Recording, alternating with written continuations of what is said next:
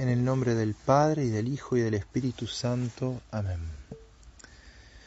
¿Por qué celebrar una misa por nuestros difuntos? ¿Es posible pedir que se celebre una misa por una intención particular? Hoy muchas personas lo ignoran, y sin embargo se trata de una práctica antiquísima en la Iglesia Católica. Lo primero que tenemos que hacer es precisar qué se entiende por intención de misa. La intención de misa es la oración que se quiere llevar al corazón mismo de la oración por excelencia, que es el santo sacrificio de la misa. Esta intención de oración puede ser personal y abarcar todos los ámbitos de la propia vida.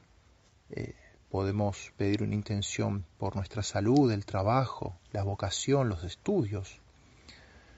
Puede ser una intención por otras personas, los miembros de la familia, los jóvenes, los ancianos, la paz en tal o cual país en guerra, o por una población que es víctima del hambre o de una catástrofe natural.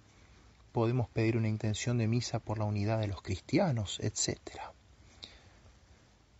Esa intención puede ser una intención de acción de gracias también, por tal o cual acontecimiento vivido, el aniversario, los esponsales, las bodas de oro, de plata, la ordenación sacerdotal, la salud, la paz, la unidad familiar recuperada. Y también puede ser una intención para encomendar a un difunto a la misericordia del Señor. Esta práctica en favor de los difuntos parece haber existido ya en el siglo II. Así lo dice el Catecismo de la Iglesia Católica, en el número 1032. Desde los primeros tiempos, la Iglesia ha honrado la memoria de los difuntos y ha ofrecido sufragios en su favor, en particular el sacrificio eucarístico, a fin de que, purificados, puedan llegar a la visión beatífica de Dios.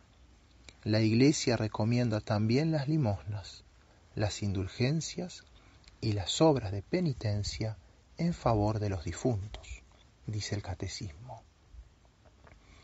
Una misa celebrada por un difunto tiene un valor infinito, inestimable.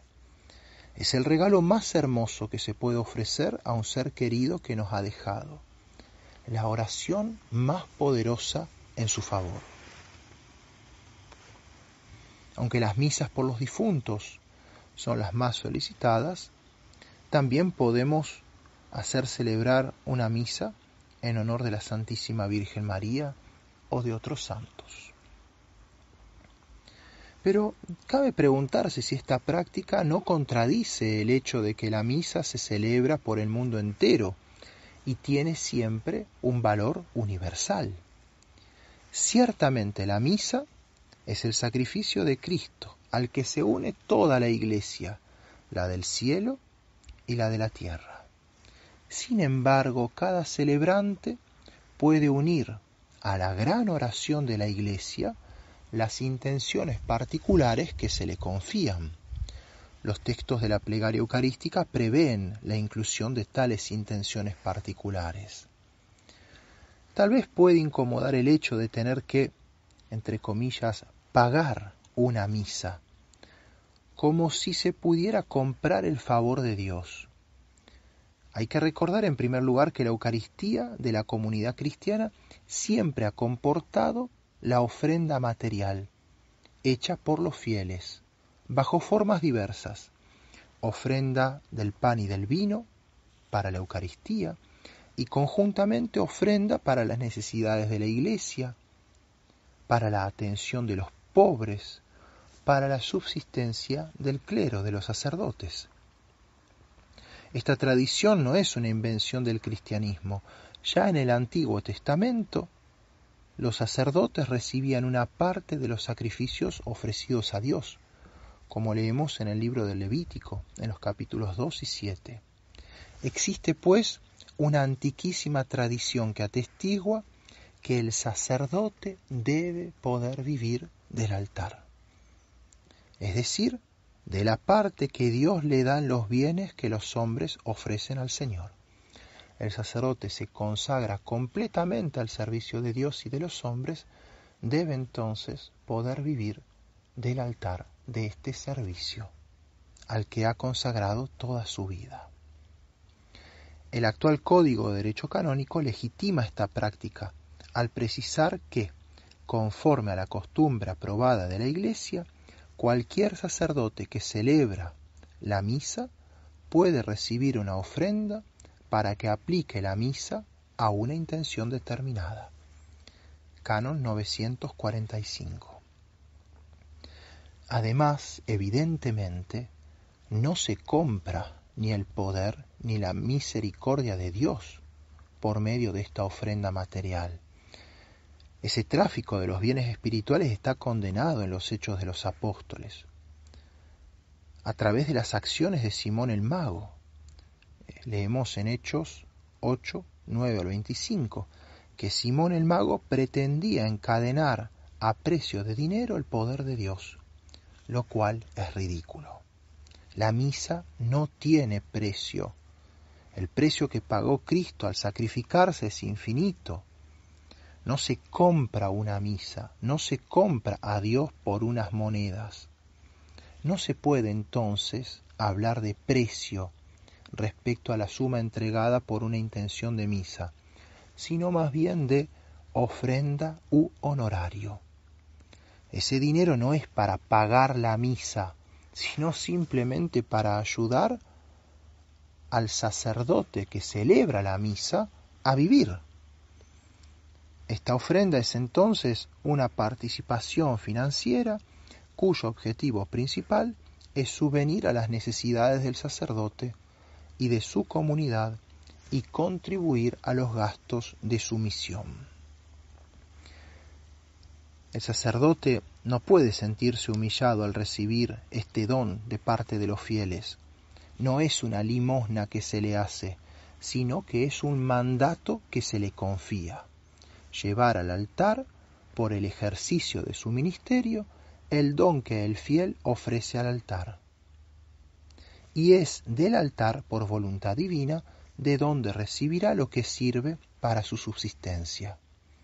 El que sirve al altar participa del altar, dice San Pablo, en la primera carta a los Corintios, capítulo 9, versículos 13 y 14. Y en cuanto al fiel, éste queda grandemente honrado. Al dar su ofrenda ejerce de modo excelente ese sacerdocio común que todo bautizado posee, como lo recuerda también el Concilio Vaticano II, y que consiste precisamente en ofrecer a Dios súplicas y oblaciones. Usa uno de los medios más eficaces para obtener la gracia que desea. Al mismo tiempo satisface, al menos en parte, su deber de cristiano, que es ayudar a la Iglesia en sus necesidades materiales, llevando al altar lo que Dios reserva a sus sacerdotes. Canon 946 del Código de Derecho Canónico. Hacer una ofrenda es esencialmente ofrecerse a sí mismo. Es un gesto de asociación al sacrificio salvífico de Cristo, ofreciendo una parte de nuestros bienes personales, del fruto de nuestro trabajo, de nuestro esfuerzo. Hay que recordar, sin embargo, que en la Eucaristía no hay otra ofrenda que la de Cristo a su Padre, a la que se une la ofrenda de toda la Iglesia. Ahora bien, lo más precioso que la Iglesia tiene para ofrecer es el mismo Cristo, su cuerpo y su sangre. Hacer celebrar una misa es, pues, depositar en la patena, junto con la ofrenda de Cristo, nuestra súplica, presentarla ante el Señor, ante sus ángeles y sus santos. Algunos podrían pensar que la Iglesia es lo bastante rica para subvenir a las necesidades de sus sacerdotes. Evitemos pensar en la Iglesia como algunos piensan en el Estado, es decir, como una especie de fuente inagotable de subsidios de todo tipo. En el plano material la Iglesia somos todos nosotros. En la mayoría de los países la Iglesia Católica no goza de ninguna subvención ni de privilegios especiales. Y en general la economía de las diócesis está más bien marcada por los gastos que por los beneficios. La vida material de la Iglesia reposa, pues, únicamente en la contribución voluntaria de los fieles. El importe de la ofrenda en algunos países es fijado por la conferencia de los obispos. En general, esa suma que se fija de dinero es útil para hacer justamente ridículo el precio en dinero respecto al valor infinito del sacrificio único de Cristo. Así nadie podrá creer que su salvación vale esa suma que le entrega al sacerdote para que celebre la misa. En general, esa suma corresponde a lo que una persona necesita en el país para donde está viviendo, para poder vivir durante un día. Es evidente que un sacerdote está obligado a celebrar la misa sin recibir ofrenda o recibiendo solo una moneda simbólica, si la intención la pide una persona sin recursos. También se pueden hacer celebrar novenas. Una novena es la celebración de 9 misas consecutivas, 9 días sin interrupción, o treintenas gregorianas. Una treintena es la celebración de 30 misas consecutivas, 30 días sin interrupción. La treintena gregoriana es una costumbre muy antigua que remonta a finales del siglo VI, al Papa San Gregorio Magno. Antes de ser papa, fue abad de la abadía de San Andrés en Roma. Y resulta que uno de los monjes murió y encontraron en su celda unas monedas de oro. En aquella época las costumbres eran muy duras y la disciplina exigente. El padre abad no transigió con esta falta grave. Mandó arrojar el cadáver del monje con las monedas de oro al vertedero público, y cada monje lanzó sobre el cuerpo una maldición: que tu dinero vaya contigo a la perdición. Sin embargo, la misericordia prevaleció en el corazón de San Gregorio, que hizo celebrar la misa por el alma de este monje durante 30 días seguidos, por la liberación del desdichado. Al término del trentenario, el monje se apareció a uno de sus hermanos y le anunció que estaba liberado del purgatorio, gracias a esas misas. El Papa Benedicto XIV, en 1752, la Congregación para las Indulgencias de 1884 y un decreto del 10 de enero de 1889 elogiaron esta costumbre calificada de piadosa, aprobada y razonable.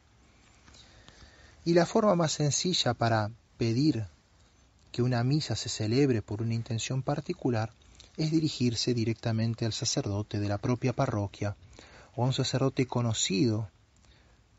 Y si se desea discreción, se puede indicar simplemente al sacerdote que celebre por una intención particular, sin más precisiones. Dios sabe, Dios conoce. La fecha de la celebración se fija con el celebrante. Así, si no se puede asistir, al menos se puede unir a ella por la oración. El sacerdote reúne a su alrededor a toda la asamblea, a toda la iglesia del cielo y de la tierra, para la oración por las intenciones particulares de cada uno de sus miembros. Quisiera terminar esta breve explicación con una cita del santo cura de Ars. Todas las buenas obras reunidas no equivalen al sacrificio de la misa, porque son obra de los hombres, y la Santa Misa es obra de Dios. Es el sacrificio que Dios hace a los hombres de su cuerpo y de su sangre. Queridos hermanos, en el día de la conmemoración de todos los fieles difuntos, recemos por nuestros difuntos, recemos por las almas del purgatorio. y recordemos que quien salva un alma, salva la suya. Esa alma que tal vez saldrá del purgatorio por la misericordia de Dios, pero también por nuestras oraciones. Estará eternamente agradecida con nosotros y rezará para que también nosotros lleguemos al cielo. En el nombre del Padre, y del Hijo, y del Espíritu Santo. Amén.